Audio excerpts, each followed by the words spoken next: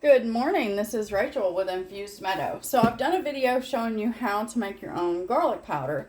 And today I need to make some onion powder, so I thought I would bring you along for that so that you can see how easy it is to make your own onion powder. Now, a couple of weeks ago I showed you how to dry your own onions. And you can chop those into long slivers, like what I did for this jar. Or you can chop them up into smaller chunks. It's however you want to do it. Does not matter. And you can use these to either rehydrate to put into a meal. You can throw them in dry into your soups and they'll rehydrate as they cook. Or you can do like I'm going to do, which is turned into a garlic powder. Now I don't do onion powder. Excuse me. Now I don't do like garlic salt, onion salt, or any of the other salts except for one. I make a seasoned salt, and eventually I'll do a video on that. But until then, the reason I keep these plain is because that way I can control the salt that goes into my recipe, because I don't want too much salt. I want enough just to bring out the flavors of my food and the spices that I'm adding, but I don't want to add too much salt, so to where I'm saying I don't like that. Because if everything you're using has salt and then you're not tasting as you're going, then by the time you sit down to eat, let's say you added, let's just say from the store you've bought garlic salt and onion salt and seasoned salt and, seasoned mixes, and they all have some sort of sodium in them. And then by the time you add everything into your food, and let's say, you don't think about the extra salt that's in everything, and then you add, let's say, even a pinch of salt to whatever you're cooking, and when you go to taste it, it's too salty. And then from there, you've probably already taken it off the stovetop, and so you can try to remove that salt. You can drop a potato into your food, and that will help pull a lot of that sodium, that extra salt, out of your food. But once you've let it cool and you're serving, usually by that point it's probably too late, and you're stuck with one of two things. You're either going to eat what you've made, which is so salty you can barely eat it, or you're going to end up throwing it out because it's so salty and you can't eat it. So this is just a simple onion powder. And when I make onion powder, I use cornstarch. I have potato starch, I have arrowroot, but I have found that it is a little less clumpy with cornstarch, because cornstarch is able to absorb any kind of moisture that can develop in your onion a little bit better than arrowroot and potato starch can. So I want enough to fill this jar, and I have myself a little funnel, and I like to use these jars because I don't label everything, and this jar is different from my garlic powder jar, and so that's just a way that I can keep them separate. They're in different jars, so therefore I know that my onion powder is in an old honey jar, whereas my garlic powder's in the old honey jar, and my garlic powder is in these little jars that I found online. So, like I said, I've got some that are long, and then I've got some that are just the shorts. Doesn't matter. You dry them however you want to, okay? So if you want to take the time to cut them up into little chunks, then you go right ahead. If you want to just do the long slivers, because technically that is a little faster, then do it that way. I do both. The majority of this one is in the chunks, but this last time that I did them in more slivers, as you've seen in that jar that I pulled out. And you can do this with any onion, yellow, white, red. It honestly does not matter. I even dehydrate my green onion, and then that way it's on the shelf, and when I need it in a recipe, like when I make my homemade ranch, I can throw some of the green onion straight in there, and then that way that adds flavor. And there's more flavor in what you grow outside than anything you can grab at the store. But there's more flavor in a store-bought green onion than what you're going to get in those little glass jars that claim, that they're green onion or chives. So, and chives, that's just the green part of the onion. You just cut that up, put that on your dehydrating trays, or slide it in the oven on the, your lowest temperature, and you let them dry. Now, your dehydrator generally uses a lot less energy or electricity than your oven does. So if that's a helpful tip at all, hopefully that is. So anyway, I have this little magic bullet. I'm not sponsored. I only use things that I like and I find are helpful in my kitchen. So with this, I have found it is absolutely wonderful for grinding up my herbs or my spice blends, or, you know, small amounts, like if I want to do a garlic puree, I will sometimes use this for that. Now, I know that this is loud, so I'm going to pause this, and I'll bring you back as soon as I have this done. Now, you do not hold this down. You're going to pulse this for about 15 seconds, stop and let it rest for a couple seconds, and then 15 seconds again.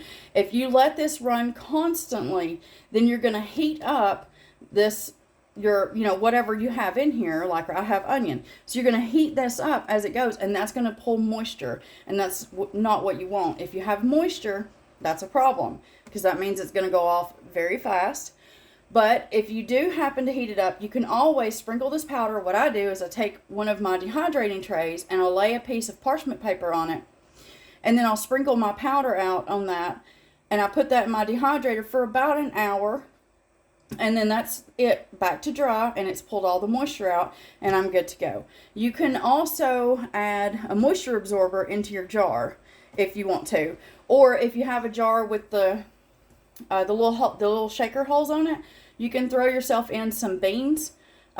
Almost any kind of bean will help pull moisture out. If you have really small shaker tops, you can throw some rice in there, and that will help pull moisture out. So you have a few options, and that way that'll help you to be able to keep this longer, especially if you do forget and you just sit here and hold, and you get this too hot, but you can't, for some reason, let's say you can't put it in a dehydrator or in your oven, then that's a way that you can try to pull any moisture out that will occur.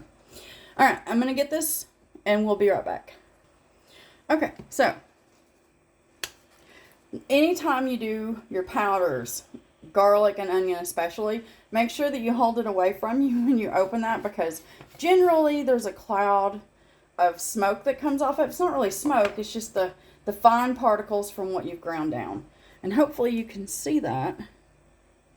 So all I'm going to do now is I'm going to pour this in here, and I think I might have to grind just a little bit more. And onions are one of those things that, due to, the natural sugars that are inside of them, it tends to clump. And I missed one.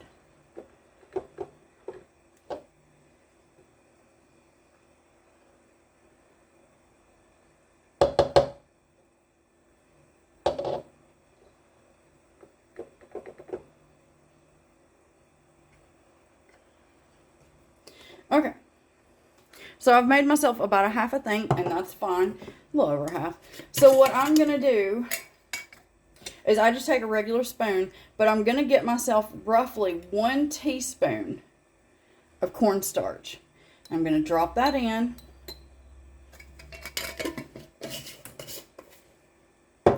And then I'm going to mix this cornstarch in. Now, like I said, you can use arrowroot. You can use potato starch. Just know that potato starch tends to pull the moisture to it. And depending on the potato starch that you get, it can change. It can give you like a background taste that's a little earthy, or like kind of like dirt. Not gonna lie. But that depends on the maker, from whoever you get your potato starch from. It can happen, not always, but it can. So read reviews. That's a good way to find out.